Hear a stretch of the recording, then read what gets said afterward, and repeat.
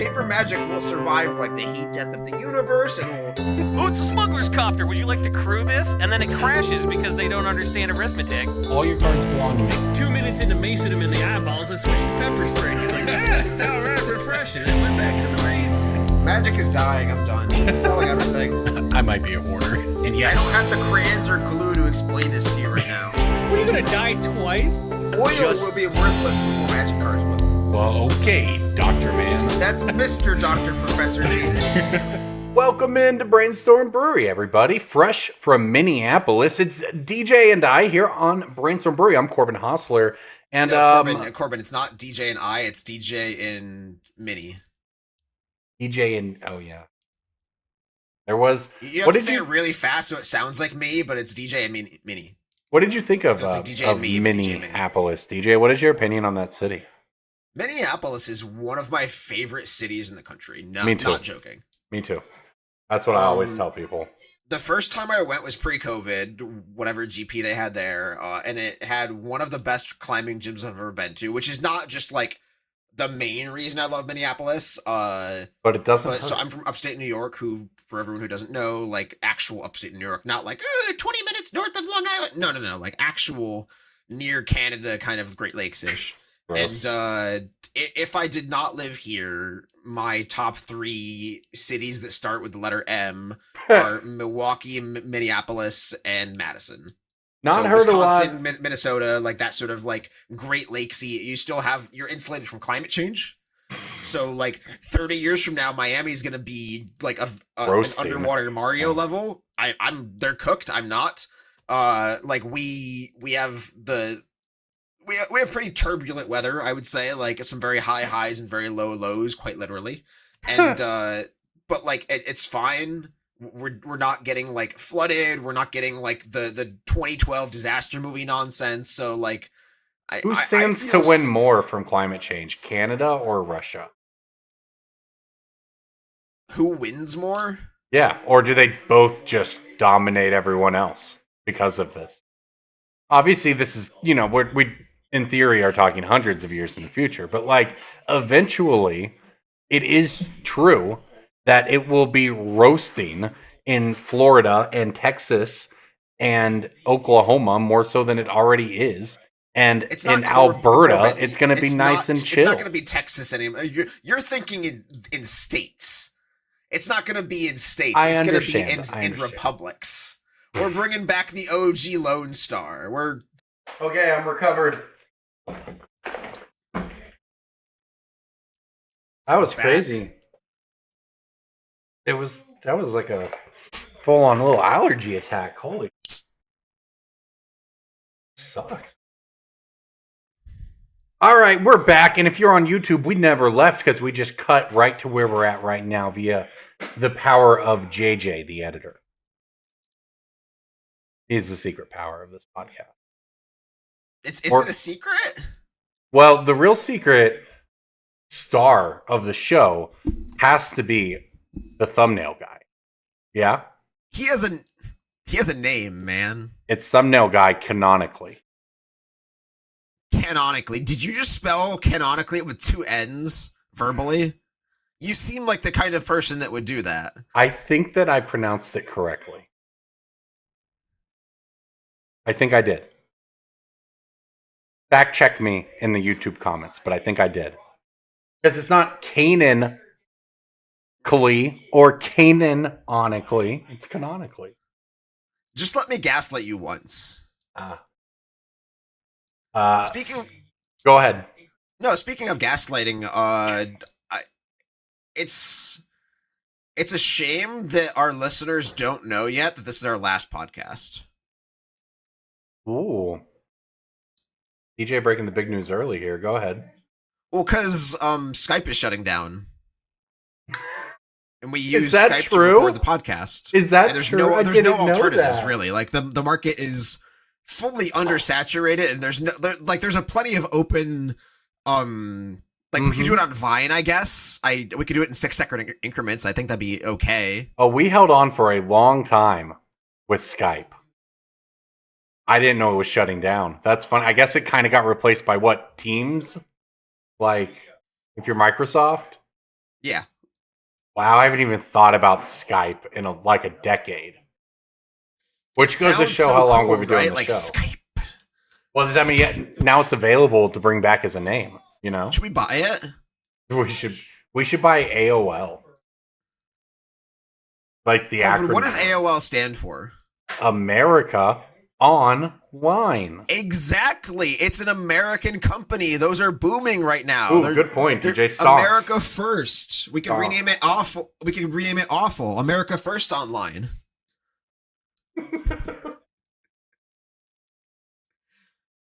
I like that we're thinking outside the box here. Speaking of thinking outside the box, I was at the RC last weekend, working for the first time in my life for Star City Games, which was really fun. Really looking forward to that, and I may as well announce that I'll be doing the same thing. Congratulations on getting your first job. Yes, thank you. Ever. Yeah. Mm-hmm. I know you've been working for free for a long time, and it's finally. I mean, it is true that I have been working at Star City events for many years without being paid by Star City. That's true. But yeah, in this case, I was. In fact, my 4 runs of shows here are like SCG event working for Wizards, SCG event working for SCG, SCG event working for Wizards, SCG event working SCG. So either way, you'll see me in Hartford actually doing some deck tech type content on the sideboard part of the show. So check out the RC. I'm really nervous, but looking forward to that. As for the RC, the big talk in the room was about Quarry Steel Cutter because it was 30% of the metagame in this RC. It was 30% of the metagame in the Japanese RC. And it was hugely successful in the European RC last weekend. So, with all of that said, the deck then posted a 51.5% win rate. Depending on how you look at that, that's good or bad. Because some people look at that and say, that's around 50% win rate. That seems like the goal. Other people will look at that and say, well, if everyone knew that was the best deck and everyone was gunning for it and it still performed above average or above 50%, that probably means that, it just depends what layer you want to go to with the data there. With that said, Oculus had big, like Jeskai decks were huge on the weekend. Control, Oculus, Omniscience combos. There's a lot of different deck archetypes in Standard. Some of the play patterns of those decks are not always very fun when you think about, getting monstrous raged out of a game for just the billionth time where blocking just becomes sort of an irrelevant thing. But on the other hand, if you just look at it from, hey, there's a bunch of different, you can play combo decks or control decks or aggro decks or burn decks. There was reanimator decks. One of the supposed answers that was developing just in the past week or so as an answer to the Quarry Steel Cutter decks was mono black demons. So just a lot of different things going on beneath the surface. We'll see if any of that in 2 weeks and Hartford can actually overcome Quarry Steel Cutter. But there's a lot of going on in Standard. A lot of people talking about it. The hot take on the weekend, I'll leave you with this, DJ, was ban stock up.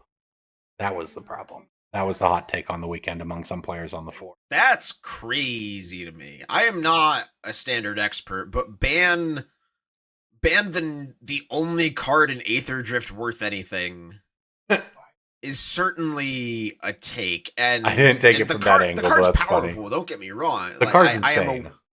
I'm aware it's very, very above rate.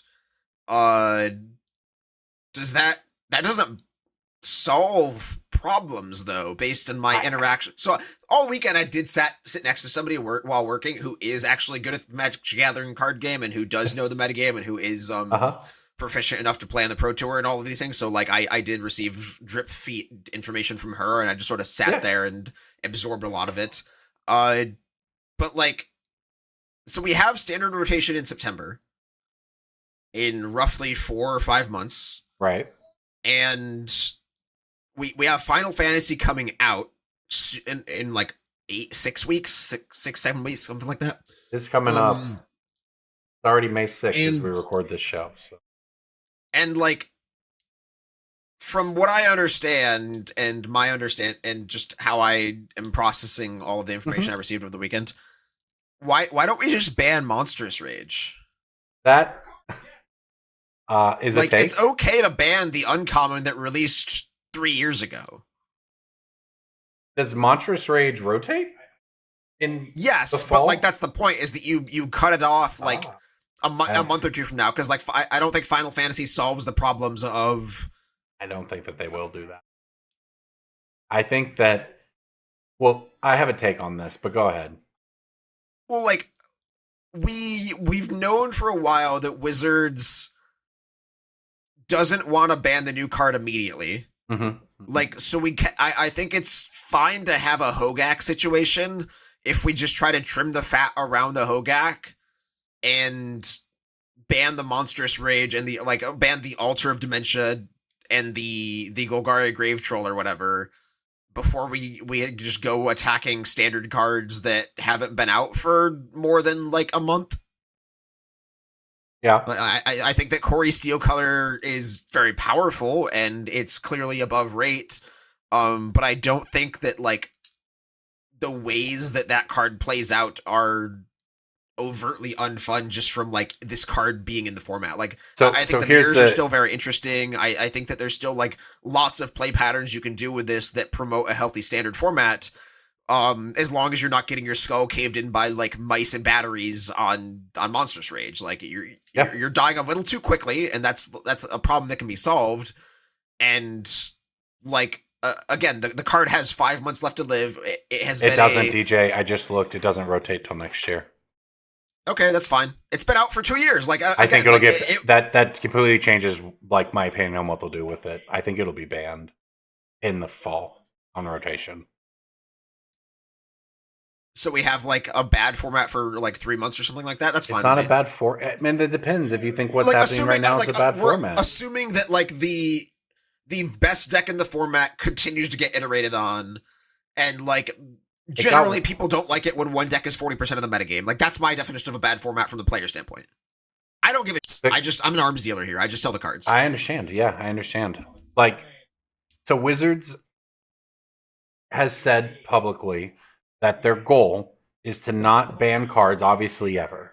But they are more likely to consider banning cards on rotation once a year.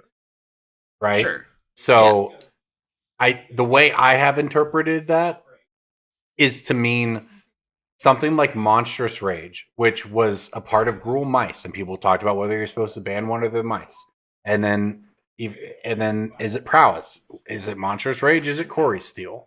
Right? Is it? Some people have talked about Stock Up because that was in all the blue lists that were doing well, and it's just waited how many years to ban Fable? Like that's I think Fable needs to go in other formats it's legal in.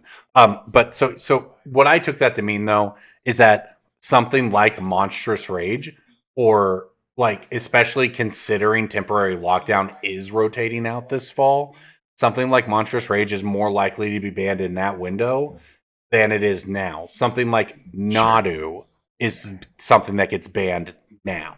Yeah, Nadu is a bright glass emergency button for sure. Like I think we can improve the format a little bit.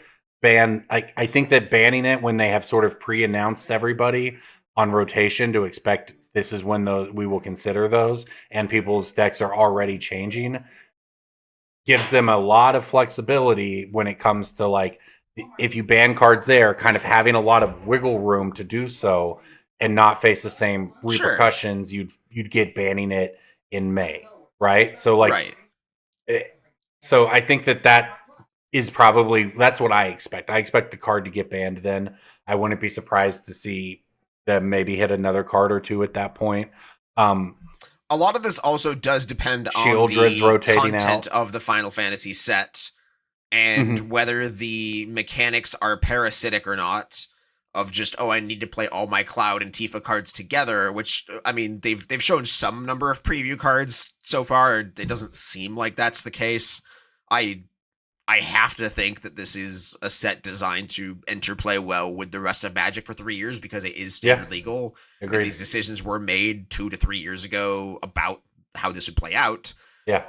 And so even if Final Fantasy doesn't affect the metagame for standard, as much as like it's really hard, like that Corey Steelcutter deck is very efficient. I have seen the general play patterns of what the deck does, and just watched some amount of games just through osmosis, and it is very Disgusting. hyper efficient Yeah. when you have a 1 mana plus 8 damage spell like Monstrous Rage sometimes.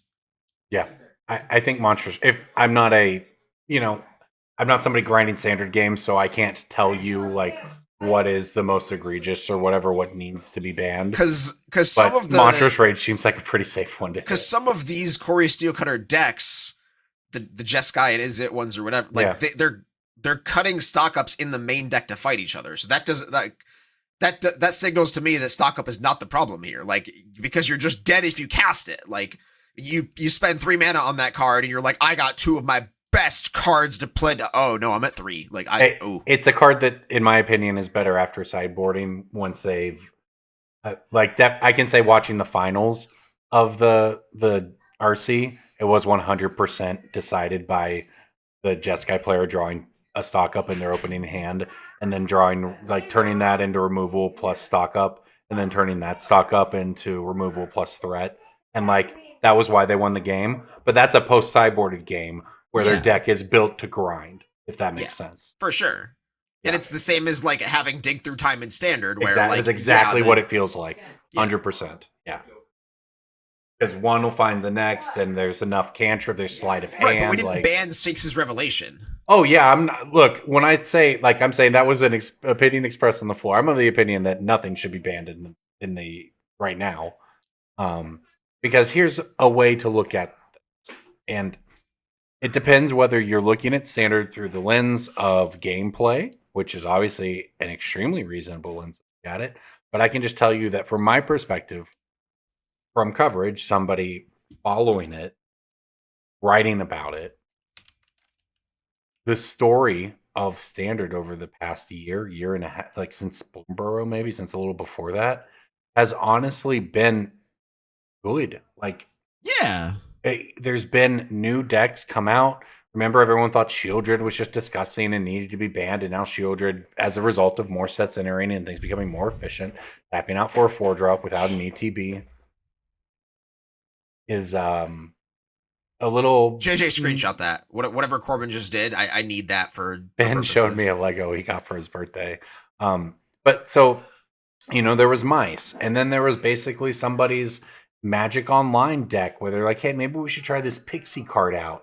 And the next thing you know, it's a Pixie. Before that, it was the Dimir decks popping up with the Demons iterations, right? And the Pixie decks become the thing. And then you go to the Pro Tour, and it's Domain, Zur Domain, that was huge, right? And then it swung back around to Gruul is best again, and Mono Red is now really a good version of that. And now Cutter's the thing, and that's the best deck. And then over the weekend, Cutter was obviously good, but it felt like it underperformed, at least looking at the top 8s, where they were won by non-Cutter decks, and it felt like the Oculus decks rose up, and the story of this Standard has felt good from a narrative standpoint. And that is not the same thing as saying the gameplay feels good, because I don't necessarily even think that Monstrous Rage at this point in its lifetime is a feel-good card for anybody. So anyway, there's just a different ways to look at it. But I think that if you're Wizards, given the seemingly narrative success of it, and the way that there seems to be churn, and and it's hard to tell whether or not, like, Cutter's insane. It's hard to tell whether it's going to be very interesting to see what happens in Hartford, right? Because if Europe RC was the high water mark for it, and then this was players starting to figure out, maybe it gets even more figured out by Hartford and things look different, or maybe not, and we're just kind of stuck in this malaise. But I think Wizards is really hoping to get to that fall banning window kind of unscathed. A lot going on in Standard. Hey, I don't know the last time we've talked, the last month or so, between us and Cass talking about what's going on in Standard, and Cass was at the RC as well, gaming. So there's a lot going on in Standard. It's certainly more talked about than it was 5 years ago. What was your weekend like, DJ, from the dealer end? It was busy.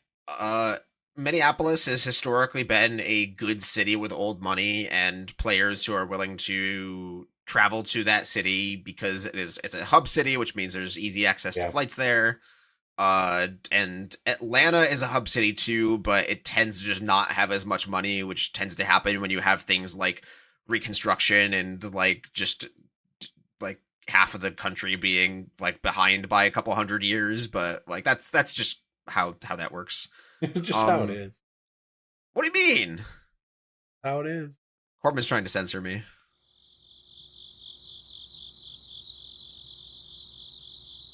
I succeeded. DJ said nothing for the past 10 seconds. What? Censored. What? Censored. We got Corbin there. Oh my god. So it was a good weekend. It was a great weekend for me. I don't know. I expected an 8 out of 10. I got an 8 out of 10. I don't think that there were any super crazy insane things that happened, but it was good. And I got a Fallout Mana Vault for Garth. I guess that is the good thing, but I knew that was going to happen anyway, so like I knew Michael well, explain had what the deal is there for people who don't know. Like why is that a cool deal? So I have a commander deck that is completely factory sealed. YouTube watchers are gonna feast in the next few minutes, and it's gonna make up for Corbin's allergy attack that he subjected us all to. Yeah, I have this monstrous thing of a commander deck that is a legal 99 card pile, and it's reasonably powerful, probably bracket 4, and it's a fun little gag. I got to show a couple Wizards employees. They had minor heart attacks and took pictures of it, which is when did this start? Emotionally rewarding. Because COVID? I remember trolling people. I had a pre-release Nicol Bolas Planeswalker that I never took out of the. You still have it? I think I eventually got like a Judge promo or something and swapped it out. I can look. It's behind. I don't think I have it anymore. But anyway, I did that, and I love trolling people with it. But I did not like ever consider the idea of what if I extended this to an entire deck. Yeah, I started it over COVID because I feel like the Gonti deck is effectively done. I'm the HP Gonti deck guy, and I think I have reached the mostly logical conclusion with that deck. There's definitely a lot of newer cards that have been printed in the past 5 years that I could just add to it. You could upgrade the power level like you could any commander deck, you know. Right, but the tricky part there is I need to wait to find somebody who left their opposition agent outside in the snow. So like I almost did that.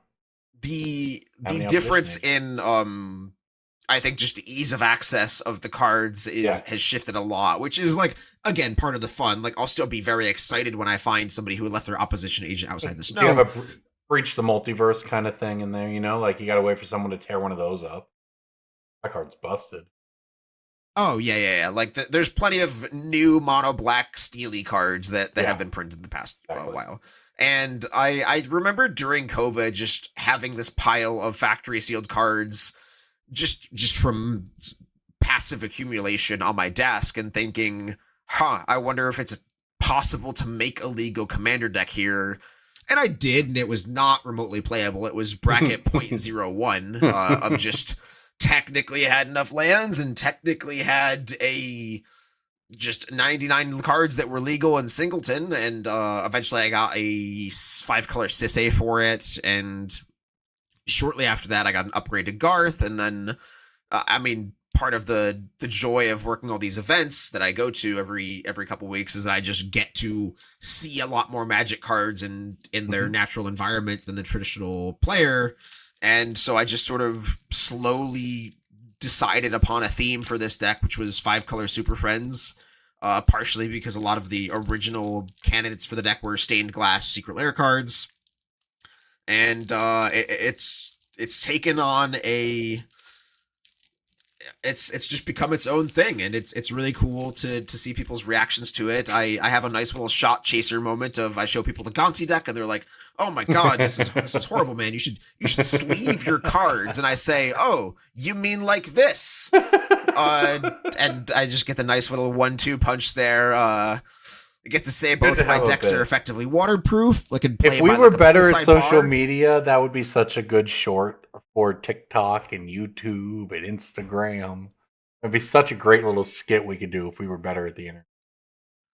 Yeah, and so the most recent addition to the deck is the Fallout bonus card from the Fallout Secret Lair is Mana Vault. It is very rare. It's over $1,000, and Michael Caffrey has had one in the display case for the longest time, and I waffled on it. I didn't want to pay that much just for the bit. And then one day I resolved on the Thursday flying to an event. I was like, you know what? I'm gonna pick up that Mana Vault. I'm gonna treat myself as it goes.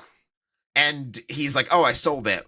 And so I was heartbroken for like 5 seconds. And he said, oh, I think I have another one back at the office. So I was not punished for my poor decision making whatsoever. I have the Mana Vault now. And there's a few holy grails for this deck.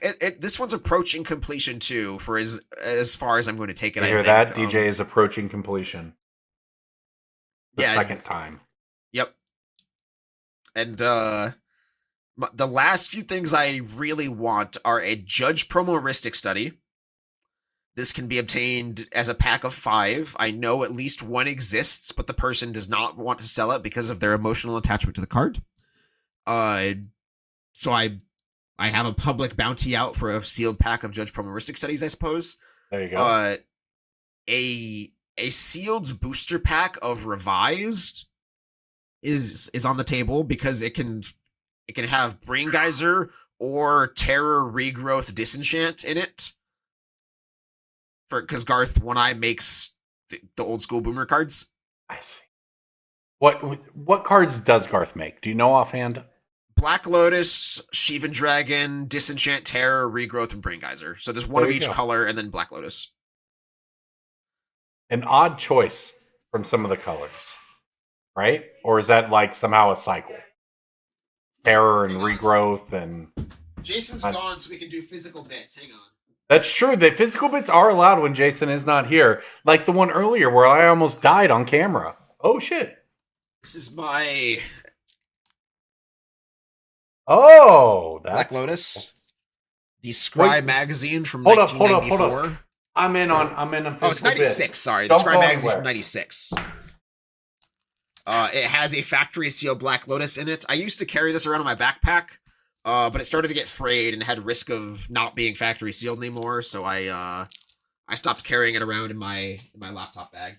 I had no idea we both had. What do I got? This is my one and only old magazine. And it is a good one. I love it. I believe one of our listeners sent that to you, didn't they? That is correct. And I have kept it in the exact wrapping and condition as it came in because it is incredible and I really value it. So it's really cool. Physical bits are on the table, but so is Breaking Bulk, by the way, and that's where we're going next. Breaking Bulk time. Breaking Bulk time. Break. Oh, yeah, Breaking Bulk. There's so much good stuff. It's a pick. Breaking Bulk. The end. Because it's time to make all of you some money, especially those of you who go to patreon.com/BSB, where you get access to all of the spreadsheets and you get it before everyone else. That means by the time you're hearing this episode, if you're just somebody who hasn't gone to patreon.com/BSB, and if Jason were here, he'd say for as little as 20 or 25 cents an episode, you can get in on the Patreon. And that gives you Discord access and go up from there with spreadsheet access and early access to the show. Either way, you're hearing these picks now. It's time for Breaking Bulk. And DJ, I have a Outlaws of Thunder Junction red uncommon for you. I normally would concede immediately, but I think I know what this is. Ooh. Because I think I believe this card should be a rare. This is the Fork/Reverberate, right? No, there's 2 red uncommons worth money, and it is not that is not the one I chose. I did choose the one I think you were more likely to not get, right? So I did think you would go to the Fork first. Okay. Return the Favor is Good the meta Fork. play. It's a $2 card, yeah. Or $1.50 card. It's a creature. It's a red uncommon creature. Is this just some piece to an aggro deck that I don't know the name of? No. Some standard league. Okay. No, it's a concede. commander card. That's fine. Magebane Lizard. You know it? No. It's a 1/4 for If I knew 2 it, I would mana. have said it, Corbin. No, I mean, like, if I, recognize the card name, but it's a 1/4 for 2 mana. Oh, this card's great. I'm reading this for the first time. 2 mana 1/4, which is very beefy. Whenever a player casts a non-creature spell, Magebane Lizard deals damage to that player equal to the number of non-creature spells they've cast this turn. There have been plenty of Storm Hosers like this in the past, but this one comes attached to just a little 2 mana guy, a little 2 mana. Can't be bolted, can't be helixed. But it can be biolisted to Card Kingdom for $1.15 per copy, which is Really? sick because Really? its TCG market price is like 87 cents. Yeah. And even if you're listing these for $2.50 on TCG Player Direct, you are effectively better off sending them to just up in a pile to Card Kingdom if you have them. This is a good pick. Yeah, I'm not one of those people that complains when I don't have the skill set to guess a breaking bulk. Unlike some people, I admit when a good pick has been picked and I didn't pick it. Well, we'll see. I'm going to talk more about this after you do yours, but spend some time at the CEDH tables. All right, go ahead, DJ. Give me your breaking bulk. I have a Commander Legends uncommon colorless card.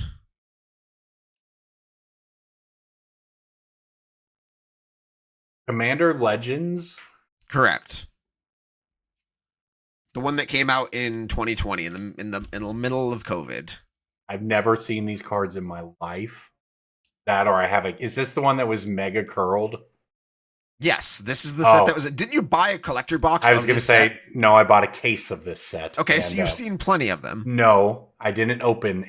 I saw how I saw how bad they were, and I didn't open any of them. They're sitting in either my friend's basement or a closet. That said, I kind of know what we're talking about now. That said, I did Bloodthirsty Blade. No. This card is a part of a cycle. But it's a colorless uncommon, you Correct. said? Ghost Fire. I don't know. I didn't draft that set at all. That was the draft set, right? The 4-player. Yes. Yeah. Don't know anything about the set. Completely pandemic hold. What is it? Guildless Commons is the colorless version of a bounce land or a Karoo land, as they are sometimes called. One of them, yeah. It comes in tapped. It's bounces land when it comes in. It's some land folly shenanigans, and it's like a couple dollars.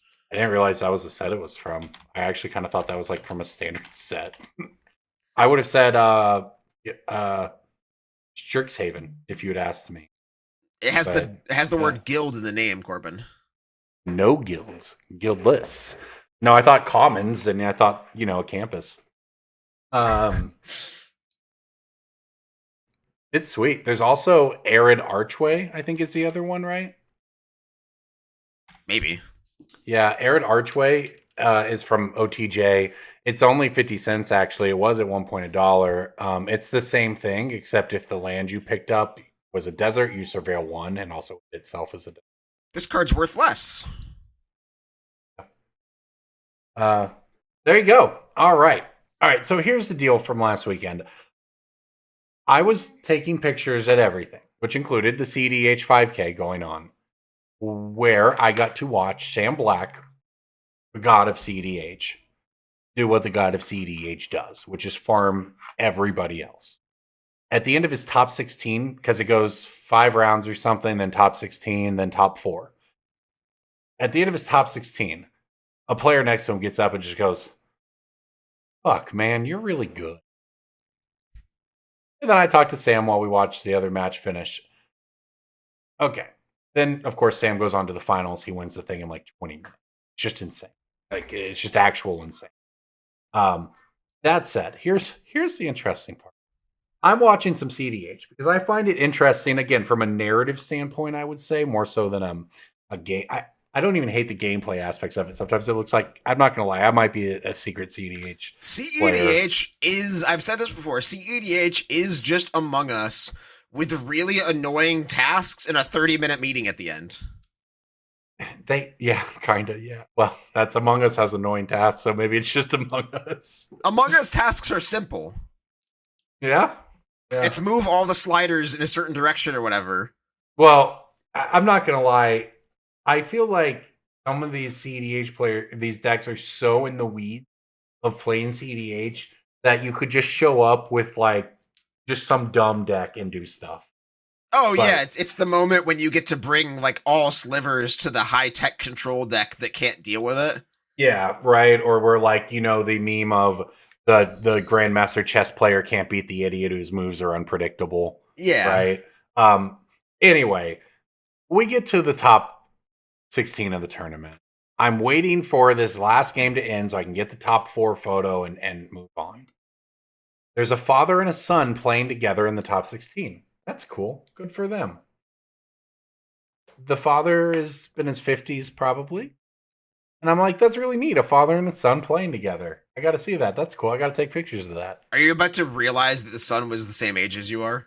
After much crying. So it's really cool. I get to see a father and a son together in the top 4 of a tournament playing together. Then I got to watch a father and the son DQ'd together. Interesting. Both of them had fake cards. And I guess I said top 4, top 16. One of their opponents, who were both like in their young 20s, like if not, like they might have been like 19, like they were young players, right? Pretty new to the tournament scene. And for anybody who doesn't know what a 19-year-old is, picture half of Corbin's age. Close, 37. So one of them is like, yeah, I noticed earlier, but I didn't want to say anything until the other guy said something. And I was like, well, you guys should have said something, obviously. But regardless, I think it's kind of a thing where the dad didn't know. I like on the one hand, I want to say the dad didn't know that the cards were fake. It seemed like maybe the son built the decks. The dad didn't really seem to know what a lot of the cards did. On the other hand, not saying anything, except the dad did have a turn 1, the 1 ring in their top 16 game, which is pretty rare. Right? Like that has to be, it was like Soul Ring into something, into whatever, into what, I don't right? think making 4 mana on turn 1 in CEDH is beyond the pale, but maybe I'm wrong. It's not that it's beyond the pale. However, they were DQ'd for counterfeit cards. And it was a point that one of their opponents raised after that, it was like, he did. He was like, it happens, but that's real speculative, man. Like, I don't think that's some correlation. Like, people play counterfeits because they rage against the fake MTG finance gods that be, and they feel like they're putting it to the man. And like, sure, there are some people that will use the same argument to cheat of like, oh yeah, I do deserve the win, but I just got unlucky. So like, people do the mental gymnastics shit. But like, I'm simply reporting what other people, their opponents felt in the moment. Reporting is a strong word there for just gossiping and spreading hearsay, but don't play with counterfeits. Journalistic it's cheating. integrity of this one guy said, I don't know. Don't play with counterfeits. How about that? I agree. Like, at risk of ending up on a Reddit thread or a Twitter Blue Sky thread or whatever, like, counterfeit cards are the biggest threat existentially to Magic the Gathering. Full stop. I don't care what you think about how much a card should cost or whatever. I am approaching this from the standpoint of I valued the work that the game designers and the game producers and the local game stores put into making this form of entertainment that we all enjoy. And yes, it is unregulated capitalism personified on a luxury version of a luxury good. But that's what it should be. You the what? That's what it should be. If you're going to go full capitalism, it should be on luxury, not basic goods. Yes, for sure. Yeah, like I have sung the refrain of when the human body needs Gaia's cradle to perform homeostasis, then we can take out the reserve list. Like that's where I'm at as an ethos. That's where I draw the line in the sand. Love it. Yeah, I counterfeits and counterfeit defenders. It makes me mad. And I'm not talking about proxies. Right, that there is a big difference between, hey, all of us are playing a playtest card friendly event, CEDH tournament. Like, that's great. Yeah. Cool. Yeah. You should be playing by the rules of whatever event is structured, and whether that's block constructed Ice Age or no proxies allowed, you should be playing by the rules of whatever the system is. $5,000 tournament last week that everyone has socially contracted to agree upon. Yeah. And if enough of you socially contract to be like, well, we'll make our own tournament and you can use as many proxies, great, people have done it. Yeah. It's fine. You can't sanction it with wizards. That's okay. Go have fun. All right, let's move on. Let's get some picks of the week in here before we have to go. Pick of the week, pick of the week, pick of the week.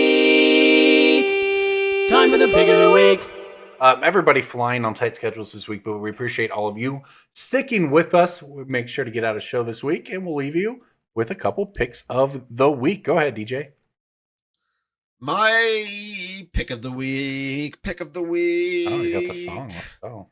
Is based on Final Fantasy, specifically Cloud, dealing with a lot of equipments. Stoneforge Mystic is at its lowest point since like 2018. Card obviously spiked because of modern shenanigans. What a throwback! Like 7 years ago. What was that, Corbin? What a throwback! I haven't thought about Stoneforge Mystic in like years at this point. And you're talking about it as Commander. Yes. Go on. The card's most recent reprint was a special guest in OTJ, so effectively zero supply. The reprint prior to that was Double Masters, another just COVID nothingness set that had so much reprint equity in it that it was kind of distributed all throughout of the whole set, and it wasn't like opened 1,000,000,000% and didn't have a ton of supply. Prior to that, Secret Lair might have been in after the Double Master, but beside the point, Grand Prix promo, and then World Wake. I don't think Stoneforge's non-World Wake printings add up to a World Wake printing. Maybe the GP promo is like similarly like spread out and like diversified and like has a lot of supply, but like the point is Stoneforge, good old gal, Power Crept All-Star is at her lowest point since like again 2018. That's 7 years ago when she got unbanned. Yeah. And that special guest version 6 years ago, 2019 was when she got unbanned, but she spiked prior to that because people thought she'd get unbanned. There's a lot of this was it did the Splinter Twin thing. There's a lot of great art of this one in those promos, by the way. The Secret Lair and the Borderless one look really good. Oh, for sure. And I think that equipment as a whole has gotten a lot of very cool new toys over the past 5 years since Stoneforge Mystic has been thought of as a real card. Yeah. I think it still makes the cut because it just does the tutor. It fighter class exists. Yes, I know there are other equipment tutors out there. But I think Stoneforge still just holds a place in the heart of the equipment deck. You're gonna flicker it, you're gonna do the thing, you're gonna instant speed, use her ability to put equipments into play. A lot of those equipments now immediately just come onto creatures. Like you can flash in a Mithril Coat uncounterable for 2 mana instead of 3, and then it just immediately goes onto your creature and it saves it. Like, Stoneforge is just a good card still. And it's not good enough in Modern, it's not good enough in Legacy, but it is good enough in Commander, and it's good enough to pick up a copy in Commander for $20, or you pick up your special one, but I don't think the special ones have as much room to go up. I think this is more of like a, hey, get your copy now before it spikes kind of thing. Yes, I think Stoneforge Mystic is just kind of a cozy pickup. I don't think you should buy a million of them, especially with how the TCG player fees break above $20. Like selling this card above 20 on TCG player really starts to hurt if you are a direct seller. But I don't know. Stoneforge Mystic, Stoneforge Mystic, Stoneforge Mystic. There we go. All right, I've got a Deadpool pickup to leave you all here with this week. Good old Cauldron of Souls. It's about $5. I got printings, a few of them, but they're old. Commander 2016 mystery boosters and the original Shadowmoor. None of these huge printings, but it's about $5. You just tap it, it's 5 mana, give any number of creatures persist until end of turn. Been creeping up for about the last month, but just a little or so, from about 4 to 5. And I think it's probably as people start to actually build their, and round out their Deadpool decks like they are now, it'll probably just keep going. So I like Cauldron of Souls under that $5 mark while you can get them. If you put this card in a pop quiz of like a multiple choice thing of which of these cards has not received a Secret Lair printing, I would get that wrong. Yeah. I would just assume this card, this innocuous Commander Shadowmoor rare, has gotten the Secret Lair printing, and it hasn't. So I will say I think it's an okay pick. I would also just be wary of it getting a Secret Lair printing or getting some form of ancillary product printing, specifically because it has been about 5 years since this card's gotten a reprint. Been a long time. Yeah. All right. Well, I think that wraps it up for us this week, everybody. Thank you so much for listening. Thank you for watching on YouTube. Thank you, of course, to our patrons who make all of this truly possible at patreon.com/BSB. Thanks for listening, everybody. We'll see you next week. Wait. Corbin. Go ahead, DJ. I know you have to leave, but you're going to end the podcast without thanking Skype, the heart, blood, and soul of the. Without Skype, where are we? We're calling each other on a group call on like Verizon or something. Not like what are we doing? If not for the stepping on the shoulders of giants, like this podcast is no more. This podcast never was. Shout out to that blue little check mark, the original blue check mark, your Twitter. And you know what? Skype, it had its problems, but you know what? It supported many a listener over the years, whether they were podcasting, whether they were doing educational, shout out to learning, Skype, whether they were horny. Think about all the people who got horny on Skype, and just think about all of that human lifespan created from Skype. Just the connections people made. Skype could be responsible for curing cancer. Like the person who cures cancer could have been made by two people who because they met on Skype. Think about that. There you go. Good luck, Skype. All right, we will see you all next week.